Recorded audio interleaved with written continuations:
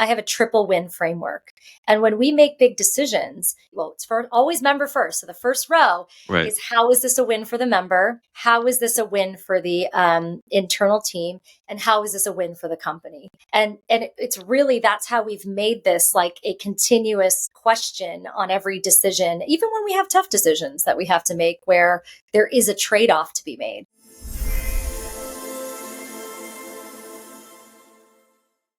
Hi, everyone, and welcome back to Your Customer, Your Success. My special guest today is Shruti Joshi, President and Chief Operating Officer of Facet Wealth, a financial planning firm that is revolutionizing how financial services companies think about their client experience, or what they call member experience.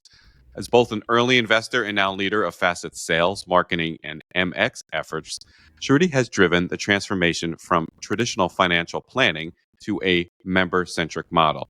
She is a former Fortune 15 executive and consumer tech founder who currently serves on 2 company boards. She combines all that expertise and experience with a passion for democratizing financial literacy. We're going to find out what that means. She's here to share that perspective with us on financial planning and how Facet delivers on their mission. Shruti, we are so excited you're here. Welcome to the show. Thank you so much. I'm so excited to be here. Thanks for having this great podcast that focuses on a topic I'm truly passionate about. You are, and we have talked a number of times, and you are truly passionate, and this is a passion of mine, and we've talked about that before. My second episode has a financial planner on as well, and so, we talk about bringing financial planning to some people who might not think about having a financial planner, and I think that's what we're going to hit on here. But to start it off, why don't you tell us what makes Facet different? Sure. So going to start with the consumer, right? Feels appropriate. Money is the number one cause of stress in America. It's actually also the second leading cause of divorce. And in some surveys, it says it's the primary. And when you look across the American landscape, 50 to 70 million Americans don't have access to high quality financial planning.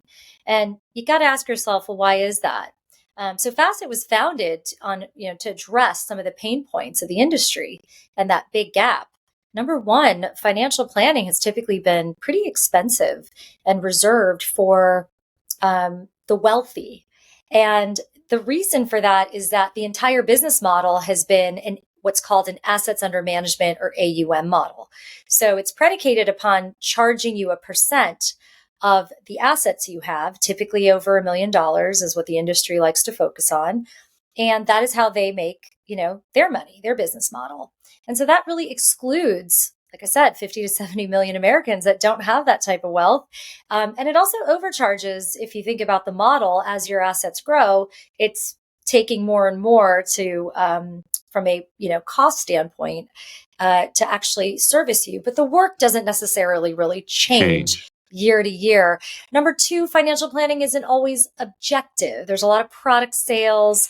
A lot of planners are commissioned, and that doesn't necessarily create the best advice for the member.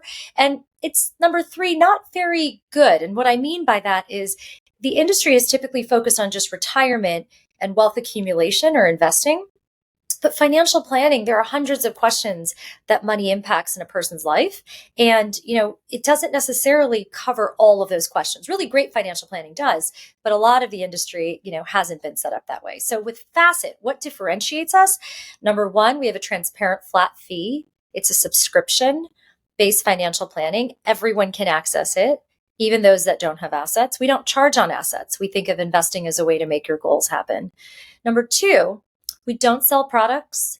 Our financial planners are not responsible for bringing new members on. We have an entirely different sales team that works on that. And everyone that works with Facet has a certified financial planner professional involved in their situation.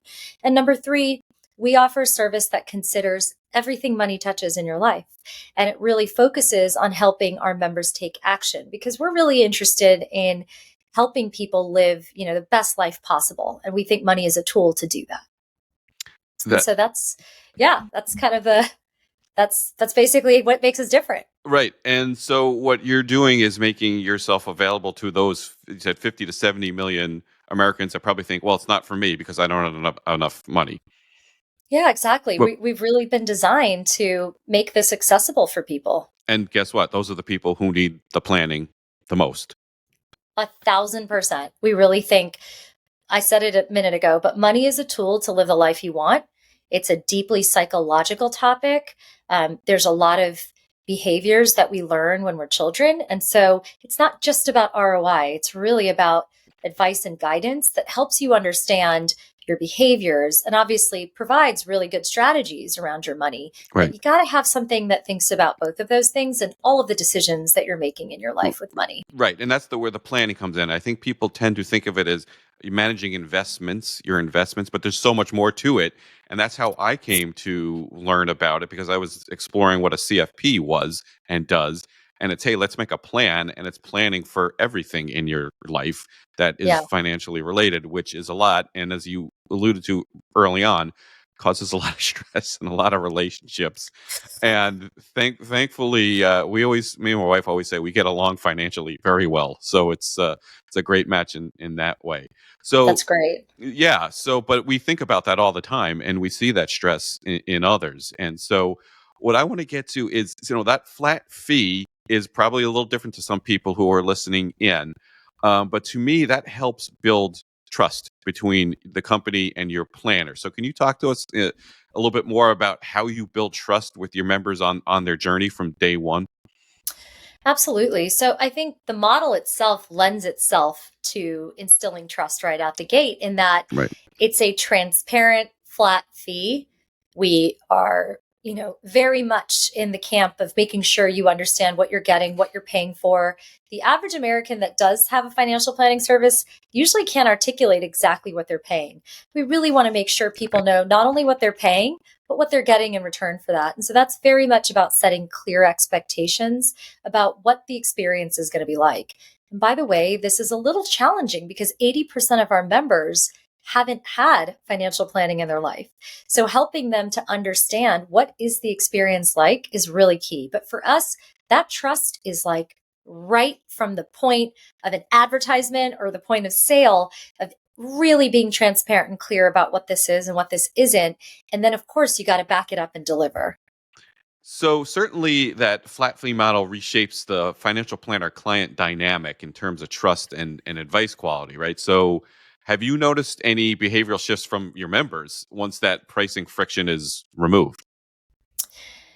Yeah, I mean, I think the biggest thing, and this is such a huge reason that people choose to work with Facet. They really love the flat fee and the transparency, and it for one leads to an interest, right, and an actual sale. But once they become a member, what members really feel is a certain level of trust. There isn't an ulterior motive that this person is trying to sell me a product or, trying to give me something that doesn't make sense. There's this, not only do they connect with the planner themselves, but they know that the planner is incentivized. And so it disarms them. Right. It literally makes them just feel like, okay, I can really relax and I can really know that this person is giving me advice that is truly in my best interest. And so I think that trust and connection ends up leading to more life change because in order to actually change a behavior or take an action, there has to be that connection and trust because often there's like a change of a habit or there's a change of behavior that's required that corresponds with the advice. So I think this really makes it amazing for the member because they can just sit back and say, God, I know this is good. And the energy can be focused on how do I make this happen? Right. Rather than, are they trying to push an annuity on me that I don't need? Absolutely. And I also, yeah, there's just, I had to say it. Sorry. don't get me started. Don't get me started. Yeah. I've There's a seen lot a of few of those in unwinding. my day. So Yeah. No, that's a whole other, we could do a whole show on that. yeah, definitely. Yeah, and there's a great radio show here in the Boston area years ago, and they used to go crazy on annuities and do not buy. Anyway, I'm not giving any advice. I don't give advice, but they hated annuities, and every time somebody said I have this annuity, they would lose their mind. So that's always fresh in my mind when I'm talking to somebody about financial planning. So let's shift Yeah. a little, if you don't mind, to Sure. because now that gives everyone a great background on what you're doing, how you're doing it. But I mean, literally, how are you doing it? Let's talk about a truly customer centric company because that's what we talk about here on this show. Talk to us a little bit about what specific behaviors or decisions signal to you that a company is truly customer centric and not just saying they are, because we know that does happen out there, right? Absolutely. So, obviously, whenever you listen to any leadership or business podcast, you hear about people, right? And I think the people make the work happen. The people are creating the business. The people have to work together to create an experience. And so, I would say the number one thing is what type of people are we recruiting, or what type of people is a company recruiting, and what does the leadership feel about member customer centricity? And so I think it starts with, is there a shared belief, a true, authentic shared belief that we're in business to to create value for a customer? So I think that's always the first place I look. And I think when we recruit and interview, a huge part of our criteria for any role, even a finance role, is whether or not that person has a member first or customer first mentality. So I think people is number one. Number two would be process. So, to what degree is the member being consulted and being put in the center of problem solving? So, when you work with a product team or a marketing team, obviously great marketing and product starts with understanding the end user. But I don't always see processes that necessarily reflect that there's the right amount of, information being captured. So you have to create a little bit of time and space. And that's very hard when you're a rapidly growing business. But I think businesses that are really dedicated to being customer first, they make time and space for it, even if it's quick. They call customers. They, in the process of innovating, they really ensure that they know what they're solving for. And I think that's the second thing. I look at processes. And the third is really the metrics. Like, you can't manage what you don't measure, or, so you got to make sure what's being measured. How is success being determined? Is success simply hitting a revenue number, or is it also balancing a retention number?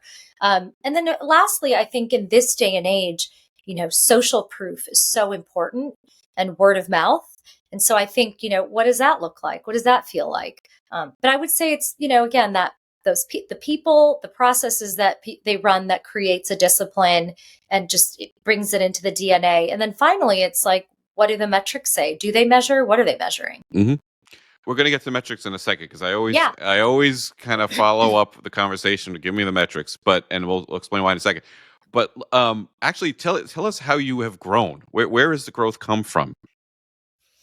At Facet, we have built, this is pretty unique in the industry, but we have some of the highest organic growth rates. And it's come from building a brand and having a really clear idea of what we stand for, what we believe, who we are, what we're doing.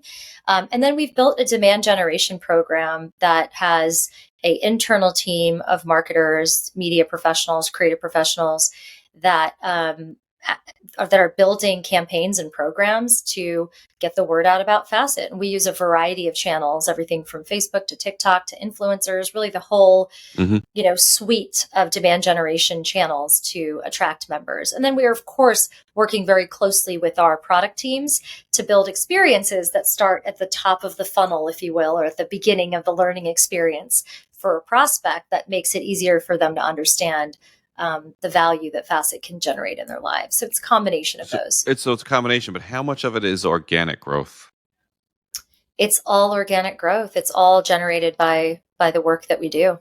Yeah, Yeah, we're that's the not point. doing M&A or the industry is, a lot of growth through M&A and transactions, but for us it's been really all organic. Organic growth. That's what I wanted to get Yeah, at. So all organic yeah, growth through basically a CX focused mindset. So absolutely. so great. So tell us a little bit. How did you lead that change to that mindset? Because it sounds like you've got a great ownership team, and it's always been there somewhat. But you've kind of built this structure, and you've talked a little bit about the framework. But how did you lead this change? Were there challenges you had to overcome? Give us a little bit of background on the journey you've had so far. Yeah. So one of the first things I mentioned, it starts with the people. One of the first things that I did was I noticed there wasn't a member experience team. So at that stage of the business, and it's quite common, when a business is a couple of years in, a lot of the team that exists, so in our case, planners, would handle escalations and issues and challenges.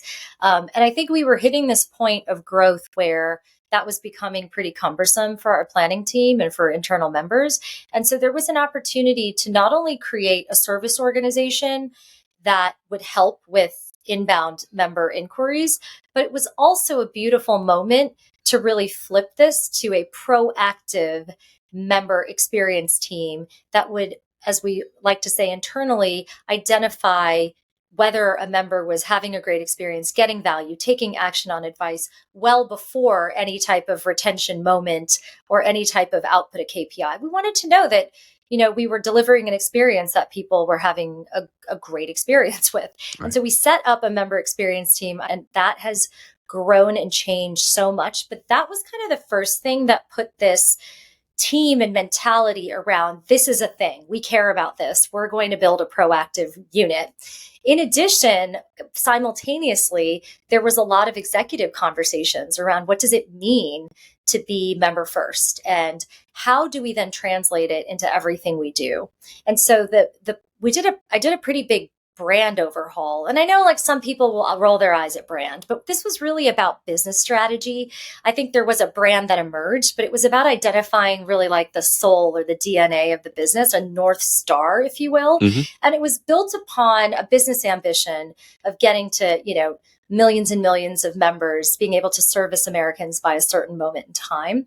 But all of the work was about creating a blueprint and a playbook of sorts that would make it very clear for every single faceteer of what we are, what we believe, and to a large extent, how do we get there? Like, what does good look like? What does that mean? Mm-hmm. Right.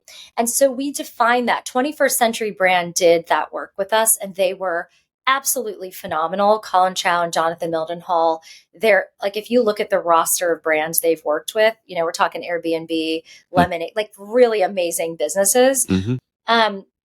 That process was so helpful because it created a very clear North Star for the entire business for decision making. And that became embedded in the actual decisioning engine for all of the things we do. And then the last thing is that we just enforced it. So I have something I use that the team kind of laughs. I have a triple win framework. And when we make big decisions, it has to be a win for our team internally. It has to be, it's always member first. So the first row is, how is this a win for the member? How is this a win for the internal team? And how is this a win for the company? And it's really, that's how we've made this like a continuous question on every decision, even when we have tough decisions that we have to make where there is a trade-off to be made. That's wonderful. You've made a lot of CX consultants very happy with that answer. Very consistent with the show and what they've said, because that is the challenge that a lot of the CX teams and at different companies and CX experts and consultants face, where they go in and at CX might be one or two people and they're off to the side. And you've really got to embed it in the culture and bring it to everything that you do. So you mentioned you embed it in your decision-making process. Is there an example you can give us just to really bring it home of the decision you made that it reflects your commitment to the member trust, but might have been a different decision if you didn't approach things that way? Oh, I have a great one. Yeah. So in the financial planning space, especially for our business model, a huge part of showing value to our members is not just presenting advice, but it's making it easy for our members to take action on the advice. Right. So, in some cases that might be investing in a goal. In some cases, it's you really need an estate plan. And the last case is we believe everyone should make sure they have the appropriate insurance coverage. And so, this is about protecting your financial life. And in the insurance industry, which is also a whole other podcast, commissions are a very real thing, and they are very lucrative. And one of the things that's been really so we do provide what's called a protect overview for each of our members, and it tells them like, here's the areas that you need to protect yourself, whether it's life insurance or property and casualty, whatever might be the right insurance for them. And we do this overview of it. And it would be very easy. And when you look at the actual revenue and the dollars of how much you can collect if you actually provide a provider and sell a policy and take a kickback. So we send a lot of our traffic on insurance to different partners. And it's incredible because we have said no to taking those commissions from those partners.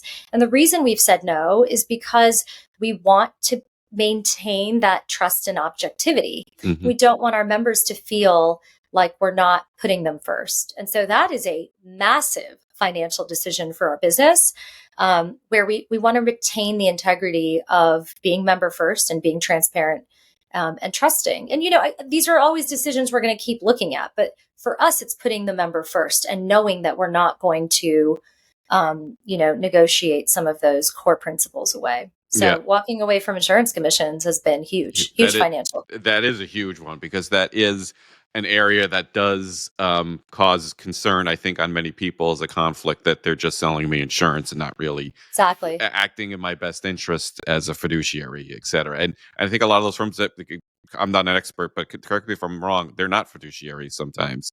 That model where you're working on basically commissions, and Yeah. an insurance company might not be a fiduciary.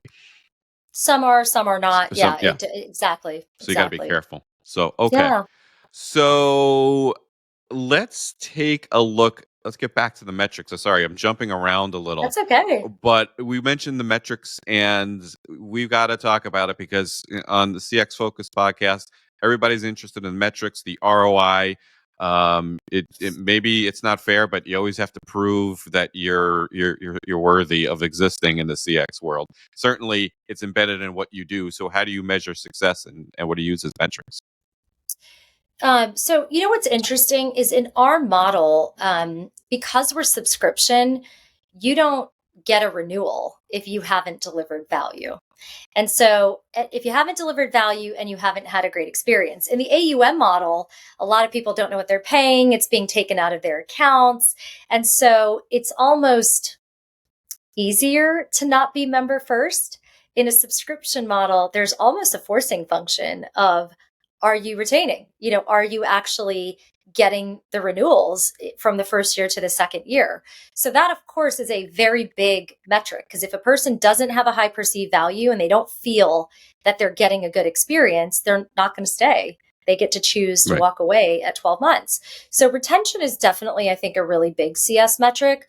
We also, of course, look at CSAT, and we have CSAT, and we call them contextual surveys throughout our journey. So after you speak with the planner, we want to know, did you have a good experience? We've even woven into the end of our planner calls, did you get what you needed? Like, have I done a good job helping you today? So there's just like this constant mentality of feedback, and the feedback is embedded throughout the journey, whether it's a CSAT, whether it's a post interaction survey, whether it's a survey in our app where we're asking questions about the experience. So it's not just the interactions with our member facing teams, it's our technology.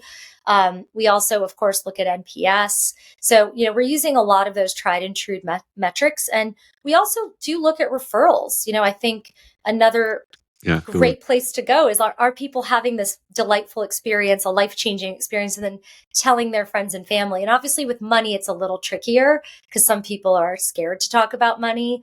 But I think these are all of the metrics that we look at on a regular basis. Yeah, and certainly I'm always, talking about green referenceable clients, and certainly that's true here. But right, it is sometimes you're a little hesitant to recommend somebody about what to do with their money, and that's a little bit of a challenge. But you're certainly pulling it off. So we'd like to talk about a little bit of the how not to lecture on this show. So you've Yeah. obviously been quite a successful company. What mistakes have you seen companies make when they try to be customer first and they just don't? And how do you avoid it? Yeah, I think, like all things related to problem solving, it's number one, really making sure you know what you're solving for. So it's very easy to do things and feel like it's productive. So, for example, maybe you have an issue with you know, members churning at 6 months or 90 days, right? Or they're leaving your service or they don't come back. It's very easy to be like, oh, let's just, let's give them a gift card and let's do this and let's do that. And like, let's just throw a, have you experienced this? Like, Yeah, let's just, Amazon card. yeah, let's just, exactly, Amazon cards. Let's create like a list of things that make us feel like we're doing something that, then feels like we're solving the problem. I think the first thing is like really know your customer, really know the problem that they're facing deeply so that when you are continuously improving the service, you're addressing the core needs. I think that's the first thing is like action doesn't equal, impact and value. Yeah. And so I would say that's one mistake.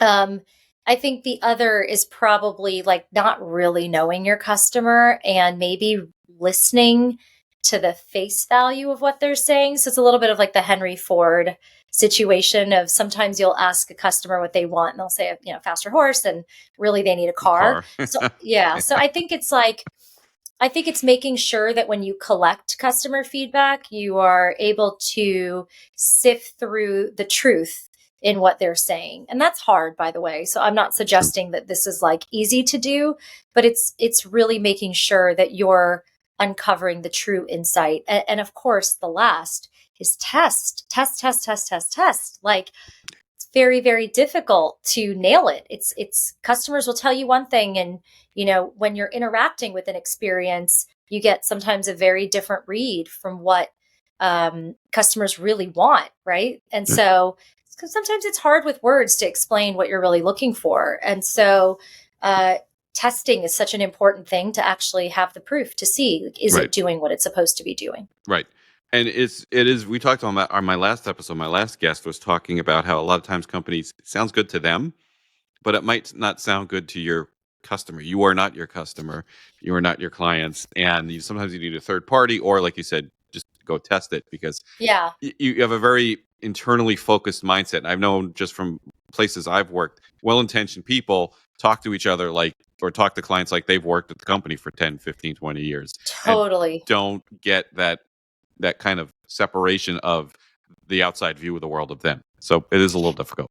Yeah, it's really that, like, just getting rid of the bias, Right. right? And Right. really, yeah, it's making sure you're really not enforcing or projecting your view of the world on what members want.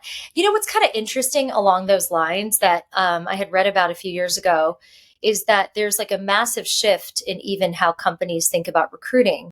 And in the modern day, the best brands are actually putting out a philosophy, a brand, a belief system. And not only are they attracting customers that share those beliefs and those values, but the employee base actually ends up reflecting the customer base. And so it's kind of an interesting thing in the shift where you see more businesses that the people working there are really connected to the problem, and they actually do represent quite a bit of the end user. Right. All of our employees are Facet members. They get the membership and Of interact with the service. Yeah. Wonderful. So certainly that connection between the employee experience and the client experience is strong with your Huge. firm. Huge, something we've preached since day one on this show. Could you just add, just to wrap this section up, a little bit more on that connection and how you value that and measure that and make sure that's part of the equation? Yeah. So for me, like, if you're asking, like, how are other ways we enforce being member first? Like, I got to tell you, you got to touch and feel and experience your service. Like, you have to be so in touch with the customers, talk to them, be with them. I started my career at Verizon, and this is probably one of the biggest lessons I learned, which was like, you can't, especially as you get more senior, you can't sit in, like, not that at Facet we have ivory towers because we're still, startup, but like, you kind of can't sit in, in your office and read reports. Like, you have to get on calls. You have to like touch the technology. You've got to eat dog food, right? You've got to eat your own dog food and understand it. I have a saying that good ideas die in bad execution. So a really big part of the way I operate is I touch it, feel it, experience it, talk to members, member escalations. I'll take them. I want to hear, Okay. what's going on. I want to make them right. We really, really enforce that. So we have calls through the company that everybody has to join, where they have to listen to member calls in an anonymized fashion, of course. But like, we want Right. our team to understand our customer. And that is just repetition. It's just being with your products, knowing your products, experiencing your products, using them, talking to the members. You just got to kind of get your hands dirty. You're not going to get that from a report. I'll never forget at Verizon, like, I think it was a CEO at the time. The CEO at the time was Lowell McAdam. And I remember him like being at a operations facility and putting on a jumper and like being with the union guys and getting under the hood. And it was just this like different level of understanding the business. And I remember, that was something I learned so early on. And I remember talking to some of the guys at the Sweet Green team, and they send a lot of their team to go into the stores to make salads and interact with the customers. I worked in a sales center early in my career. So you gotta like live it to really be member first and make the whole business, the accounting team, everybody kind of has to live it. And we do a lot of that. That's perfect. That's a great way to finish the initial segment. Let's move to the segment. Okay, let's move to the segments. It's time for Does It Hold Water, my favorite segment. This is when I ask my guests to be our expert witness for the day. And I'm going to read a quote to my guests. Sometimes it's a real quote. Sometimes I kind of put a couple things together. And they're going to see if the defense case hold water. So you ready? I'm ready. Ready. All right. The defense today is Debbie Downer, and Debbie says flat fee subscription models can be disproportionately expensive for clients with lower asset levels. For example, if a client has $25,000 managed, the annual fee could equate to 10% of their assets, which is pretty much significantly higher than the industry average, and that can make service cost prohibitive for those with modest portfolios. What do you say to that argument? I say if you're evaluating a financial planning service purely on investing and investing alone, that is a slightly narrow way to think about the value and benefit that financial planning actually offers. So we like to say that, for most of our members, the service more than pays for itself. And that is true because we're taking a very holistic approach. So, for example, we might advise somebody on paying down high interest debt, setting up an emergency fund.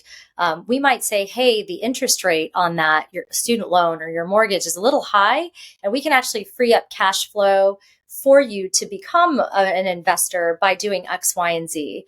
So if you're just judging something on a dollar for dollar basis, you're kind of leaving all of the other value and benefit that comes from financial planning. And I would say, one, there's actually material dollars and cents Mm-hmm. that should cover your cost, including the investing and beyond, like the examples I shared. We, for example, help our members invest their 401ks at their employers, right? We're not even taking those Right. assets, but we're going to help you get more from that investment of the right allocation and mix. Right. And number two is, of course, the stress relief. Like, not, if you have a person in your corner, we've done a lot of research on this. There's something very powerful about behavior change. Financial planning is just as much about the psychology of how you relate to money and the behaviors that you have. And working with a person that's in your corner that you can trust and connect with is the best way to get life change in terms of like what you want to do with your life and what you want money to enable. That's priceless. So I would just say that, we're working on a different plane. We're not just, It's a different mindset. That's why I wanted to ask the question. Obviously, that's an obvious yeah, question, and I try to be usually a little bit more challenging with those questions. But to me, it's to get the service is what you're paying for. It's a service, and it's not whether it's 25,000 or 50,000 that you have.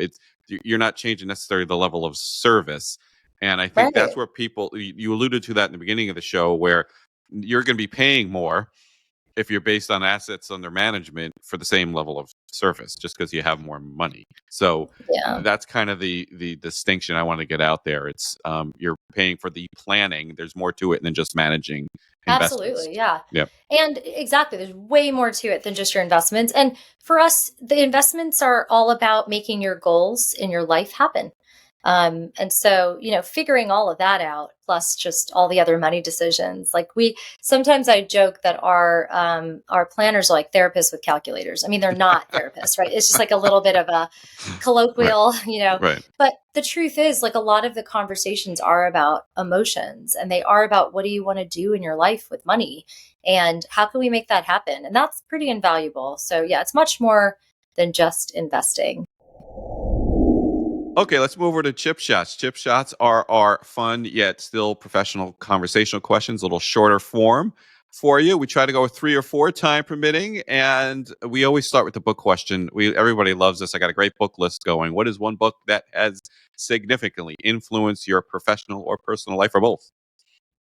Okay, so I'm going to give you like I'm not going to give you a business book, although I have, found some fascinating business books over time. I'm going to say, um, I'm going to say Catcher in the Rye. Ooh. And I think it was because it showed me the power of books and the ability for a book to connect and teach. And so I think it was like the first book that led to my my desire for knowledge and turning to content. So it was like something that really had a big influence on, wow, a book that I felt like that really resonated when I was quite young, and it sort of put me on a different path. That's interesting. That's great. That's great to take a classic work of fiction. We had a couple of those Yeah. before. That is really a great thought, and I haven't thought of it that way. But we had someone talk about monster books. We've had a Frankenstein. Oh, Yeah, we've had. Mary Shelley. Yep. Yeah. So we've had all sorts of interesting ones. Great one. I didn't think you'd go that direction at all. At So all. Oh, you thought I was going to say Getting to Yes, or like, there's something, so yeah, many great. something Yeah. like that. So okay. So I've been dying. I've been trying to figure this one out. This is the leader question. Diane asked you this one. If you could spend a day shadowing a leader professional in any industry, who would it be and what would you hope to learn? Okay, I really, really struggled with this because there's like 150 different ways I could have gone this path. Like, I would love to, like, for example, I would love to sit down with like Roger Federer and be like, how'd you do it? Like, I don't know Yeah. if you've watched any of his graduation content, but he's amazing. And like just um, some of his points around, excuse me, winning points actually, and, Hmm. life have been really pretty profound. But I think I'd have to go with Jensen Huang. Um, I think he's fascinating, and just what he's done with NVIDIA and some of he's been at it for a while, and obviously like it takes 20 years to be an overnight success. But I think, like, talk about, just the timing, the perseverance, he has a lot of strong opinions about leadership that are in some ways quite different. I think he has something like 25 or 30 direct reports. Like, he breaks a lot of the convention. He has a high standard. There's just something very fascinating about the way he's chosen to lead. And since leadership right now is front and center, and I think, of course, like, there's great leaders from the past, like Jack Welch and all, I can keep going, but there's just something about leading in the year, Hmm. 2025 that's so different. Right. And he's doing it in this incredibly exciting world of AI. And I think it would be amazing to just learn, What he's how's he got. made it happen? Yeah, Yeah. exactly. Like, how does it all work, It in more actually, detail? come to think of it, that is a natural fit because if you're doing it your way, he's doing it his way, right? It's a little bit different, and 25 to 30 reports. That's if it works for him. Yeah. What the heck? Why not? So that is an interesting one. Good for you for picking that one. Huh. All right. So you were quite successful, I think, in your career, obviously, and your company's doing well. But is there a particular experience or failure early in your career that taught you a valuable lesson? Yeah, I would say, so, over the years, I've definitely learned that I value the concepts of mastery and grit, and just really knowing your craft and being the absolute best at it and working the 10,000 hours. You can't really master something without time and energy. And along those lines, I think very early in my career, I've I've always worked at places for multiple years. So I'm not somebody that like hopped around every 2 years or anything like that. But I did move around very different verticals, and, all within tech, but like pretty different industries, topics. I've done the D2C thing. I've done the B2B thing. I was an executive on a great track at a really large company, kind of gave it all up. Someone told me early in my career, leave on a high. And I feel like I did. And then I went to like really much smaller business to do something entrepreneurial. Then I gave that up when it was going really well. And I started a company from scratch. I think the thing I've learned through those experiences is that every time I was going to leave an experience, I thought, God, these things are really hard. Maybe it won't be as hard there, or there'll be different things. And I think what I learned two things from this kind of like trying different things and moving around. Number one is you got to choose your hard. Like everything's kind of hard. And you have to decide what are the hard things that you're passionate about solving. And so, small company has very different hard things than a very large company, but there's going to be hard things. So that was like one lesson. And I have to give you a second. I know you asked me for one. That's fine. But the second is that nobody cares what you're doing. So do what you want to do. And so when I left the Verizon job, I was like, oh, what are people going to say? Like, oh my gosh, like, what are they going to say? And they said nothing. And then, I decided to give up the next thing and they said nothing. No one cared. They were just like, so there was this like connection I had to my work, an identity connection. And I think as I've, kind of advanced in my career, I've realized that, it's not really about any of that. It's just what excites me. What am I passionate about solving? What hard things do I want to work on? Do I want to be a master at? What am I willing to be gritty doing? And I should really focus the energy on that because no one else. It's about me. It's about my journey. Right. It's people do. No one else cares. My family, I have family that cares. People do care, but that's you know what I'm saying? Right. Like, Right. Don't do it for other people. Do it for, do the right thing for yourself. Yeah. Right. And don't worry about people think. Cares. Yeah, exactly. No, but you're right. 100%. You're going to do your thing. People do care, but they don't because they're off doing their thing. And, and you got to do your thing. Yeah. So you be you. 100%. You do you. Exactly. Yeah. Awesome. People care, but nobody, like, the point is you're not going to make decisions because you're worried about what people think or like, they don't have enough information. They don't. So you just... Yeah, you got to do what you're good at and keep, following what you're interested in and what you can make an impact at. So those are the two things. Wonderful. Wonderful advice to end on. Shruti Joshi, what a wonderful guest you've been. Why don't you let everybody know where they can find you and or Facet Wealth? Yeah, so you can find Facet Wealth at facet.com. And you can find me on basically LinkedIn. You can just look up Shruti Joshi Facet and you will find me. Perfect. Thank you so much for being a great guest. Thank you all for joining your Customer Success. We'll be back with more CX leaders, customer success leaders, and maybe in another solo episode. Who knows? That's all. Bye for now. Thank you so much for having me, Gary. This is really fun. Thanks a lot. You're quite welcome. That's a wrap. Thank you so much for tuning in today. We hope you found something insightful that will enhance your experiences and drive your success. If you enjoyed the episode, please leave a review and share your thoughts to help us improve the show. Don't forget to head on over to maracxhub.com for more ways to connect with me and learn more about experience management. Until next time, I'm Gary Mara, working hard for your customer and your success.